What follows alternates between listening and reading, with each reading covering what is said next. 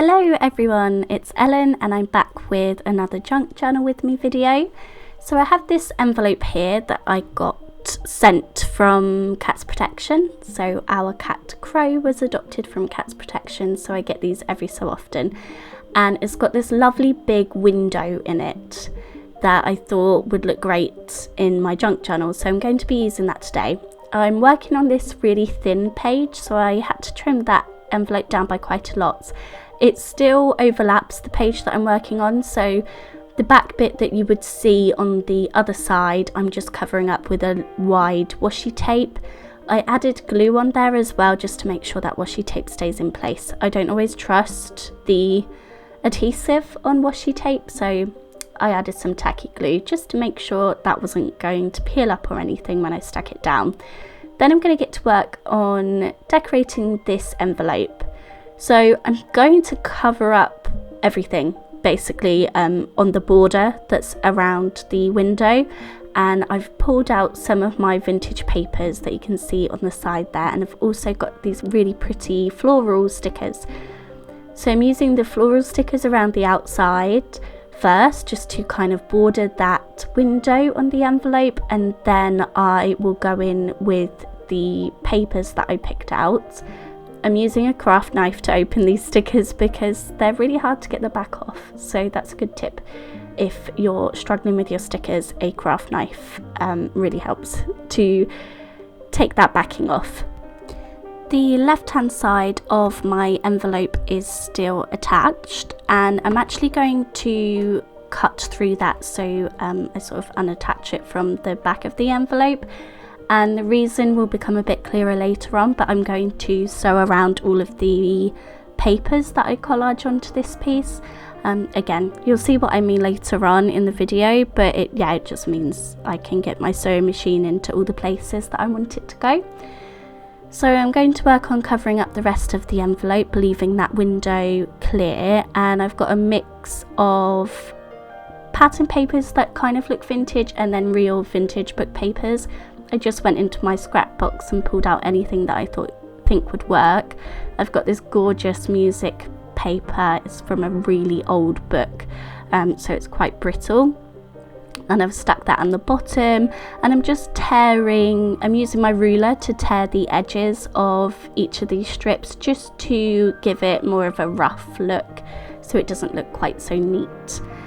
So once I've got them all stuck down with a little bit of tacky glue, I'm going to trim out each of those pieces, and then I can sew around all of the edges. So you can see here that I've opened up the envelope, and I can just get to all of the sides so much easier. And when I go round the pattern papers with my sewing machine, I'll sew that envelope back up so it will be a working envelope once again. I then decided I wanted some more stickers. Looking at it now, I really like how it looks, but I felt like I covered up more of the floral stickers than I meant to originally, so I added a few more, and then I added maybe too many.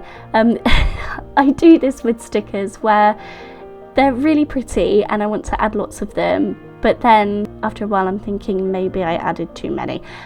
It looks pretty either way, but I did go a little bit sticker crazy on this envelope.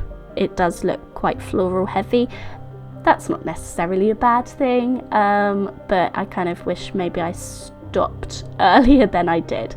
However, this is how it's looking. I'm going around all of those edges of the paper with my Tim Holtz Distress ink in Vintage Photo, and I'm getting into all of those creases of the paper and really trying to make it look more vintage.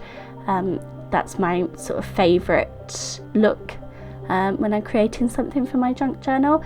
And then I found a scrap of lace, and I've added that to one of the sides as well. Now here we are looking at the envelope, and all of those sides have been sewn. So all around the edge of the window has been sewn, and then the bottom and the two sides of the envelope have been sewn up as well, and that's how I attached that piece of lace on the back as well.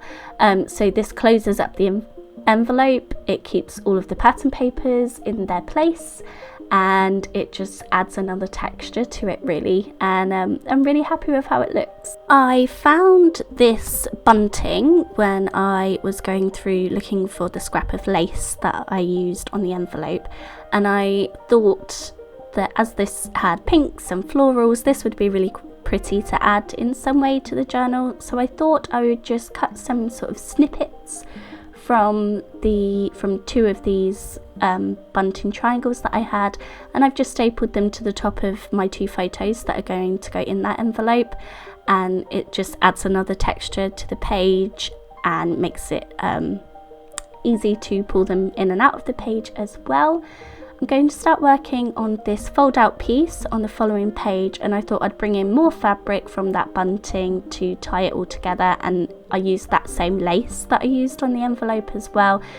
I like to tie my pages in together when they're talking about the same day.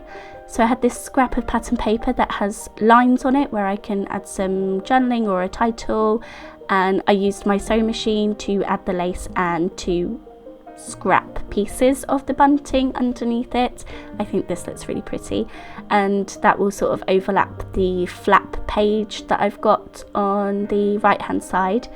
I've then got these wooden tiles. I found these in a charity shop. I don't know what they were intended for, but I like to use them in my journal, so I've used them to write out the place where we were, and I found them all in the same colour, which I was really happy about because that took some time to sort through them all. I've added them with tacky glue, but they are wooden, so I wasn't certain how well they would stay, so I've also stapled through them just to make sure they will sort of stand the test of time, and I don't want to pick up my journal in a few years and have a load of wooden letters fall out.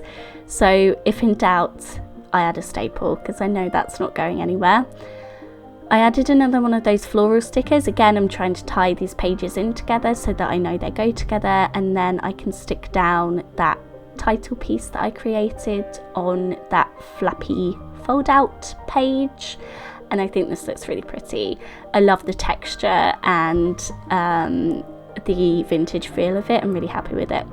So I'm going to add the date to that piece using my roller date stamp and my archival ink, and then we can start working on the inside of the page. I've got a photo to add to the top of the left hand page as well of my little boy in his carriage, as he called it. We were on a bike ride, and he went in the, I don't actually know what they're called, the sort of seats for toddlers that go on the back of a bike. He was calling it his carriage, which he thought was very funny.